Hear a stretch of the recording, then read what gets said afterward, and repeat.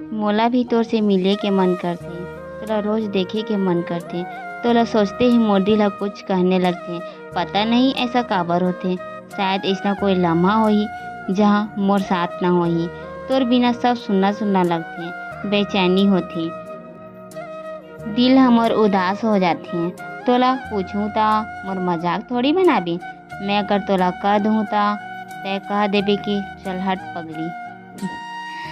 मतलब सब ठीक रहतिस ता हमन दोनों कोई के साथ होतिस ता हर तरफ माया होतिस।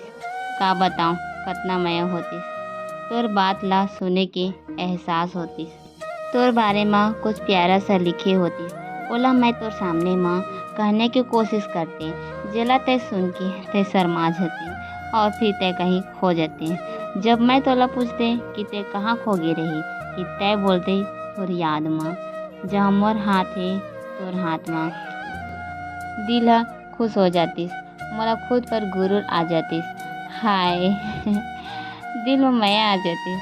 तोर माया कहानी बनतिस जहाँ सुई के पता नहीं छोतिस, पर हाँ माया के धागा जरूर होतिस। और सुनना जल्द ही मिलबो हमन।